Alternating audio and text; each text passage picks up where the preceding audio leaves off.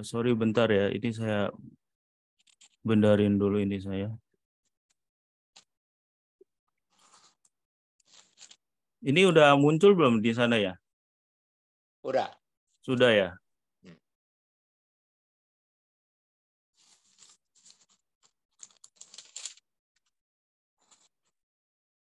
Oke, selamat pagi Bapak Ibu sekalian. Puji syukur ya bahwa pagi hari ini kita dapat kembali bersama-sama berdoa dan merenungkan firman Tuhan, dan renungan hari ini adalah diambil dari Wahyu 3 ayat 1 sampai 6 yang bertema tentang jemaat di Sardis. Sebelum kita memulai, mari kita persiapkan hati kita berdoa. Tuhan adalah Bapa kami di dalam surga. Terima kasih Tuhan untuk waktu yang Kau berikan kepada kami. Hari ini kami kembali diberikan kesempatan untuk bisa mendengarkan firman-Mu ya Tuhan. Kiranya melalui firman-Mu yang tiap hari kami dengar, bisa memberikan kami kekuatan di dalam kami menjalani kehidupan kami, menjalani setiap pergumulan hidup kami ya Tuhan. Berkati hamba-Mu yang sebentar akan menyampaikan firman-Mu ya Tuhan. Pakai dia sebagai alat sehingga apa yang disampaikan bukan kata-kata yang hanya berasal daripadanya, tetapi Engkau berasal daripadamu ya Tuhan. Dan juga Engkau berkati jemaat-Mu yang mendengarkan. Apa yang mereka dengarkan bisa menjadi berkat kekuatan mereka di dalam mereka menjalani kehidupan mereka. Terima kasih Tuhan, waktu ini kami serahkan ke dalam pimpinan tangan-Mu. Dalam nama Tuhan Yesus kami mengucap syukur dan berdoa. Amin. Ya, ini Wahyu 3 ayat 1 sampai 6 saya akan bacakan kepada Bapak Ibu sekalian. Ini sudah ada di slide ya. Sudah ada di slide. Bentar.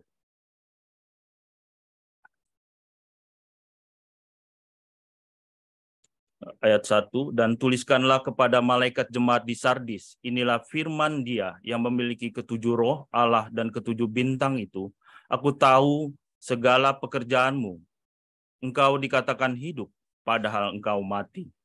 Bangunlah dan kuatkanlah apa yang masih tinggal, yang sudah hampir mati. Sebab tidak satu pun dari pekerjaanmu aku dapati sempurna di hadapan Allahku. Karena itu ingatlah bagaimana engkau telah menerima dan mendengarnya.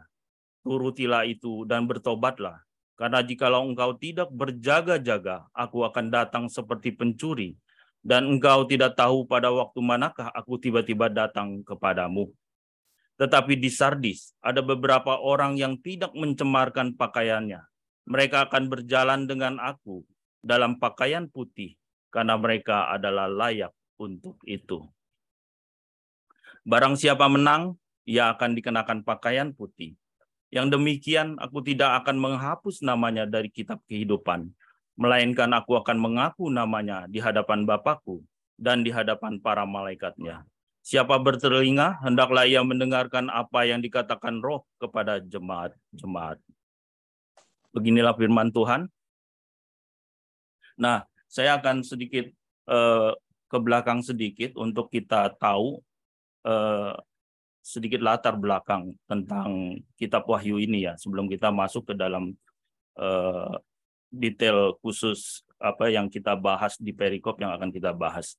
Jadi Yohanes menulis surat ini ketika ia berada di Pulau Patmos, dan penulisnya ini kita tahu bahwa penulisnya adalah Yohanes karena bisa kita ketahui dari pasal Wahyu pasal pertama ayat 9 sampai 11. Di situ dikatakan demikian. Aku Yohanes, saudara dan sekutumu dalam kesusahan, dalam kerajaan dan dalam ketukunan menantikan Yesus, berada di pulau yang bernama Patmos oleh karena firman Allah dan kesaksian yang diberikan oleh Yesus.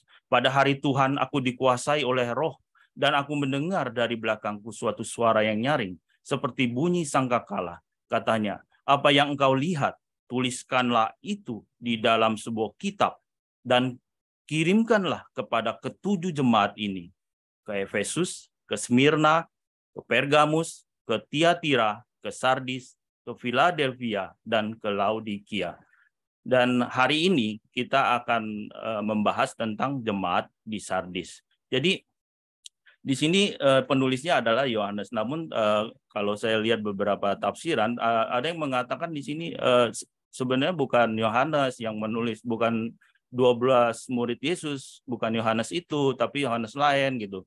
Nah, siapapun penulis ini, tapi di sini kita bisa tahu dari pasal ini, dari ayat ini, kita ketahui bahwa penulisnya adalah Yohanes. Siapapun penulis itu, bahwa di sana ada pekerjaan Tuhan di mana hasil tulisan dia itu bisa terpelihara sampai hari ini dan kita bisa kita baca sampai hari ini. Nah, jadi pada saat itu Yohanes itu mengalami suatu pengalaman supranatural.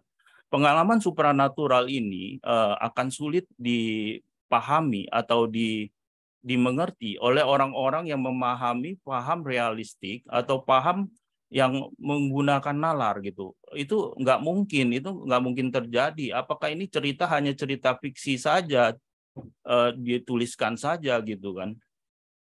Nah, saya akan cerita sedikit mengenai pengalaman supranatural. Jadi pengalaman supranatural ini memang bisa dialami oleh orang, tetapi tidak setiap orang bisa mengalami ini gitu. Nah, hanya orang-orang tertentu yang memang ya tidak tahu Tuhan kasih gitu ya. Tuhan kasih dia mengalami pengalaman supranatural gitu. Nah, saya juga pernah mengalami pengalaman supranatural. Tapi ini pengalaman saya bukan seperti Yohanes gitu yang bisa mereka tulis, tapi secara nalar itu tidak mungkin, hal yang tidak mungkin terjadi gitu. Nah, saya cerita sedikit ini ya tentang waktu saya masih kecil gitu ya. Saya masih kecil ada tinggal di satu rumah, di mana rumah itu Jakarta dulu kan masih seperti rawa-rawa gitu kan ya. Jadi rumah saya itu mau ke jalan itu, rumah mau ke jalan, jadi rumah itu berdiri di atas rawa-rawa, mau ke jalan itu ada jembatan kayu. Nah, saya mancing di sana. Nah, saya mancing pada saat saya mancing itu, saya kira-kira umur 5 atau 6 tahun, saya lupa. Dan umur segitu kata orang ya memang bisa lihat gitu ya. Nah, saya ada dengar suara di belakang rumah berisik gitu, ada suatu teriakan apa gitu. Langsung saya lari ke belakang dan belakang rumah saya itu ada jendela, yang jendela itu langsung menghadap ke kali yang ada di belakang rumah. Kali itu kali yang cukup sedang lah ukurannya ya, nggak kecil, nggak besar juga. Jadi saya melihat 2 orang sedang berlari di atas air. Satu yang mengejar, satu lari, satu dari belakang kejar gitu. Itu satu pengalaman yang menurut saya kalau kita utarakan kepada orang lain, itu mereka tidak akan percaya. Nggak, mana mungkin orang bisa lari di atas air gitu kan. Secara nalar itu tidak mungkin. Nah, pengalaman supranatural inilah yang juga dialami oleh Yohanes gitu. Memang kalau secara logika, secara ini impossible, nggak mungkin gitu. Tapi memang ada kejadian itu. Bedanya saya nggak mencatatnya, dan Yohanes kan mencatatnya, dan dia lihat sendiri dari Tuhan.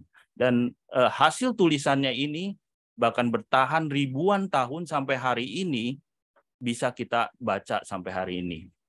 Nah, itu adalah salah satu pengalaman supranatural di mana Yohanes menuliskan tulisan ini, dan langsung kita ke jemaat yang di Sardis. Nah, ini salah satu gambaran kota Sardis di masa kini ya. Kota Sardis itu berada di Turki yang ada di era kita sekarang ini, dan dia sudah dalam bentuk puing-puing seperti ini gitu. Dia hanya ada puing-puing yang bisa kita lihat, dan di sekitar dia itu ada tebing-tebing. Ini adalah kota Sardis. Dan ini bisa bertahan sampai hari ini. Ya, ada pekerjaan Tuhan juga, karena ini menandakan bahwa apa yang ditulis oleh Yohanes itu bukan cerita fiksi. Bahwa ini benar-benar terjadi di dalam sejarah dan ada kotanya dan bisa kita lihat sampai hari ini. Nah, ini bentuk-bentuknya ya, saya ambil dari internet, saya search. Nah, ini adalah salah satu bukit melindungi kota Sardis. Ya, salah satu bukit yang melindungi kota Sardis. Kita lihat penampakannya yang lebih view-nya lebih luas gitu ya. Nah, ya, seperti ini. Bentar ya.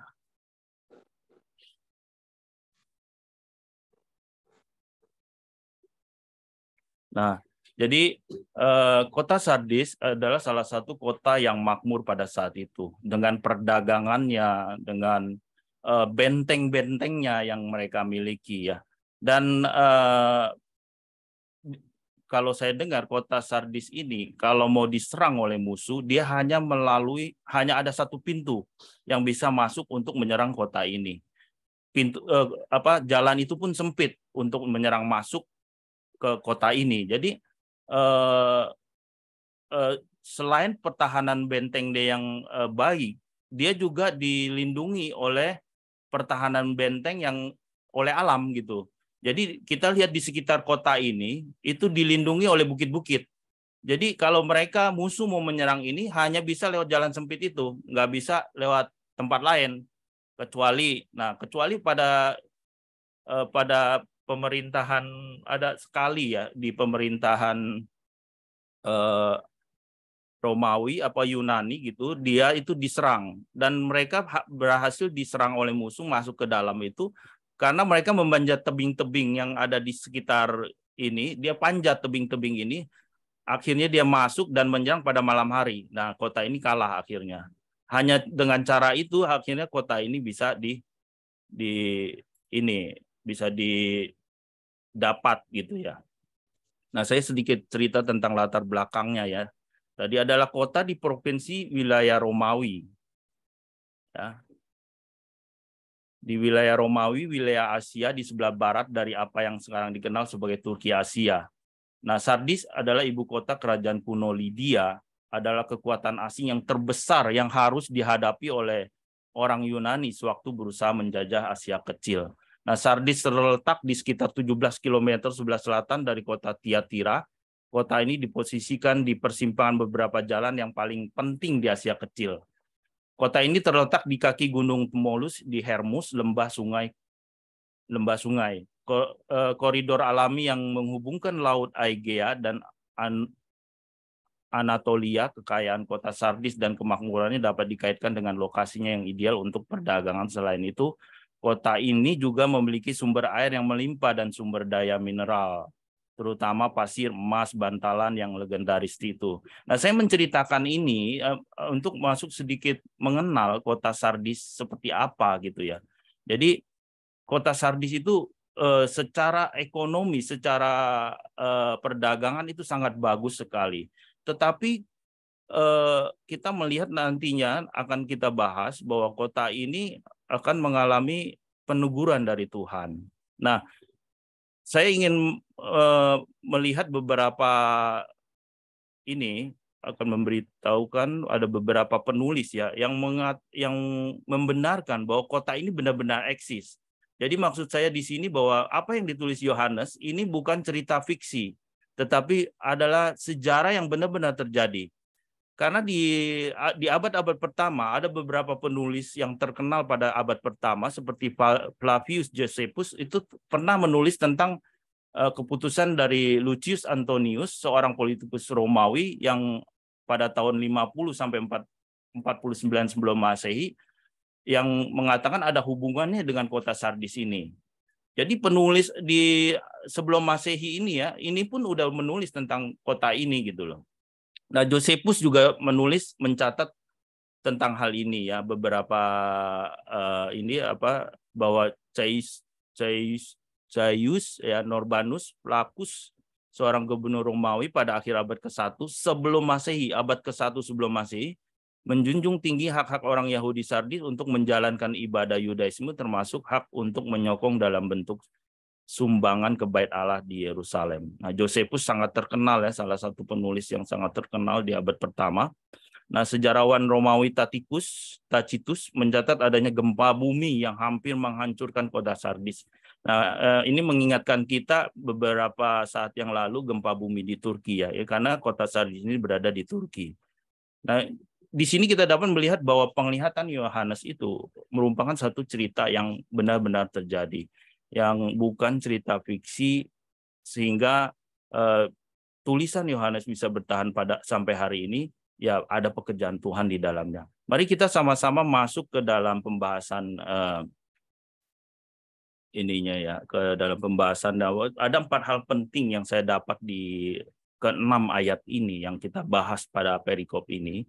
Pertama adalah tentang warning atau teguran. Ya, jadi ayat 1 sampai 2. Ayat 1 sampai 2 saya coba masuk ke sini. Ayat 1. Nah, di sini ayat 1 sampai 2 ya. Saya sudah tandakan kuning di sini bahwa engkau dikatakan hidup padahal engkau mati. Nah, di sini apa maksudnya? Engkau dikatakan hidup padahal engkau mati. Ya. Ini yang dimaksud di sini berarti bahwa mereka itu hidup tapi mati, mati secara rohani. Mungkin kehidupan mereka pada saat itu, ibadah mereka, segala kegiatan mereka itu ada, tetapi mati secara kerohanian ya. Lalu ayat yang kedua, bangunlah dan kuatkanlah apa yang masih tinggal yang sudah hampir mati, sebab tidak satu pun dari pekerjaanmu aku dapati sempurna di hadapan Allahku. Jadi di sini adalah satu teguran Allah kepada jemaat yang ada di Sardis ini. Mereka makmur secara ekonomi dan segala-galanya, tetapi mereka mati secara kerohanian. Ini adalah teguran ya. Dan yang kedua adalah tentang advice ya, nasihat. Wahyu 3 ayat 3. Nah, sini saya lihat Wahyu 3 ayat 3.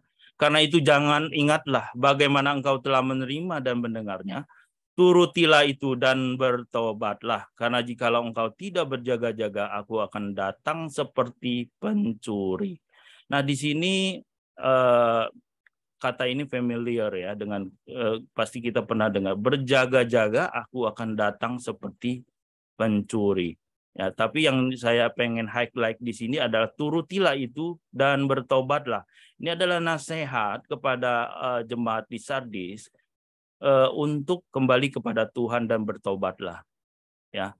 Jadi kata tentang berjaga-jaga aku akan datang seperti pencuri ini pernah dibicarakan di surat Petrus ya, 1 Petrus kalau nggak salah. 2 Petrus ayat 3 sampai 10 dan 1 Tesalonika 5 ayat 2 sampai 4. Ini pernah dibicarakan tentang kedatangan Kristus yang datang seperti pencuri. Dia akan datang seperti pencuri dan memberitahukan kita, memberikan nasihat kepada kita untuk berjaga-jaga. Lalu yang poin berikutnya adalah ternyata di sini Tuhan memberikan pujian. Walaupun dia buruk ya, walaupun nasihat teguran pertamanya ini adalah hal yang buruk tentang jemaat di Sardis, kita lihat di ayat 4 ini Tuhan memberikan pujian loh. Nah, kita lihat bersama-sama ayat 4 di sini, tetapi di Sardis ada beberapa orang yang tidak mencemarkan pakaiannya, mereka akan berjalan dengan aku dalam pakaian putih karena mereka adalah layak untuk itu. Jadi ditemukan ada beberapa orang memang mereka berjalan di jalan yang benar gitu, taat akan Tuhan gitu, menjalankan apa yang Tuhan perintahkan kepadanya. Nah, ini adalah pujian. Jadi kita melihat ketika Tuhan memberikan teguran, memberikan nasihat, ternyata Tuhan juga memberikan teguran ya. Memberikan pujian gitu ya. Nah, yang terakhir kita lihat di sini adalah reward atau upah. Nah, ini kita lihat ada 4 poin di sini, reward atau upah. Kita lihat sama-sama ayat yang ke-5 dan ke-6. Barang siapa menang, ia akan dikenakan pakaian putih yang demikian. Aku tidak akan menghapus namanya dari kitab kehidupan melainkan aku akan mengaku namanya di hadapan Bapakku dan di hadapan para malaikatnya. Siapa bertelinga hendaklah ia mendengarkan apa yang dikatakan Roh kepada jemaat-jemaat. Jadi ini adalah salah satu reward atau upah kepada orang-orang yang mau balik bertobat kepadanya, yang mau taat kepadanya. Berdasarkan yang poin pertama tadi kita lihat di sini. Ya, jadi ini adalah 4 poin yang saya dapati di dalam 4 hal penting yang ada di dalam perikop tersebut. Jika kita melihat 4 poin ini, maka ada seperti ada keterhubungan di mana keterhubungan ini dapat saya gambarkan seperti demikian. Di sini adalah Bapa, Allah Bapa yang terhadap umat, di mana Allah Bapa terhadap umat memberikan suatu teguran kepada umatnya ketika Tuhan menemukan bahwa umatnya ini telah berlaku salah sehingga umatnya ditegur. Dan Tuhan memberikan nasihat, ayo baliklah, bertobatlah, ya. Lalu Tuhan juga memberikan pujian kepada umatnya. Kamu ada baiknya loh, sebagian kamu ada yang benar, ya. Coba bertobatlah, ikutilah orang-orang yang benar itu. Dan selain itu Tuhan juga mengatakan bahwa akan ada upah jikalau kalian ini mau bertobat, mau taat dan menjalani setiap perintah Tuhan. Nah, ini ada kehubungan antara relasi antara ayah dan anak.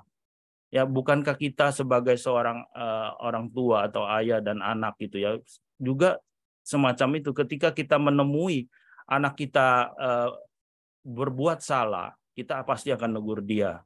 Ya kan, kita akan negur dia, lalu kita menasihatkan dia jangan lakukan itu lagi. Lalu kita berikan dia pujian. Ternyata kamu ada sisi baiknya begini-gini. Kamu harus bertobat, berjalan di jalan yang benar. Dan akhirnya akan diberikan reward gitu ya. Jadi ada satu keterhubungan yang semacam hubungan relasi antara Bapa dan umat. Dan ini juga berjalan sejajar paralel dengan kita pada zaman kita saat ini. Nah, apa yang dapat kita pelajari dari firman Tuhan pada hari ini? Dan saya mengambilnya begini ya. Jadi ada 2 poin di sini, 2 poin yang paling penting menurut saya di sini. Kita harus memiliki kerohanian yang hidup, yang perlu makan dan minum. Ya, secara jasmani kita perlu makan dan minum, karena kita tidak mungkin tidak makan dan minum. Nah, kita secara rohani itu harus ada makanan rohani ya, adalah firman Tuhan. Itu dikatakan di dalam 1 Petrus 2 ayat 2, 1 Korintus 10 ayat 3 sampai 4. Ya, jadi ketika kerohanian kita mati itu bagaikan orang yang kena, kalau kita gambarkan bagaikan orang yang kena stroke gitu. Dan dia bisa sadar akan keberadaan orang, tapi ketika dia stroke itu dan seluruh tubuh itu mati, itu dia udah nggak bisa bergerak lagi, nggak ada aktivitas yang bisa dia lakukan. Dia hanya bisa sadar akan keberadaan orang lain di sekitar dia, tetapi dia tidak bisa berrelasi dengan orang tersebut atau bergerak pun tidak bisa. Jadi kalau kerohanian mati, ya itu kerohanian yang seperti demikian. Kita tidak mengalami tindakan kita tidak ada yang mencerminkan tentang kerohanian kita. Jadi kerohanian itu seperti mati gitu. Nah, yang kedua adalah ketaatan yang disertai dengan pertobatan dan berjaga-jaga. Ini ketaatan yang disertai dengan berjaga-jaga. Waktu kita musim hujan, kita pasti disuruh, aduh bawa payung dong buat jaga-jaga nanti hujan ya. Karena kita sudah melihat ada tanda-tanda. Ya, ada tanda-tanda mau hujan, awan sudah mulai gelap dan lain sebagainya, angin mulai kencang. Ada tanda-tanda. Dan ini bukankah juga sama bahwa Tuhan memberitahukan kita bahwa kedatangannya itu ada, kita harus berjaga-jaga karena tanda-tanda itu akan ada gitu. Dan ketika kita berjaga-jaga, kita sudah siap, ya, maka itu kita akan mendapatkan reward tersebut. Ya, di sana reward tersebut adalah janji Tuhan. Nah, yang kita baca di ayat tadi, ayat yang kelima, ada janji Tuhan di sana. Nah, kiranya firman Tuhan pada hari ini terus memberikan kita kekuatan, pelajaran bahwa di dalam setiap kehidupan kita, pergumulan hidup itu pasti terus akan ada, akan terus berlangsung dan tidak pernah putus gitu. Ya, baik di dalam suka maupun duka, kita harus tetap berjaga-jaga. Ya, berjaga-jaga, terus melayani Tuhan, terus memperbarui kerohanian kita, jangan sampai kita mati secara rohani, dan di sana ada janji Tuhan. Kiranya firman Tuhan hari ini memberkati kita semua. Terima kasih. Saya minta dengan kasih Pendeta Felix untuk menutup renungan hari ini.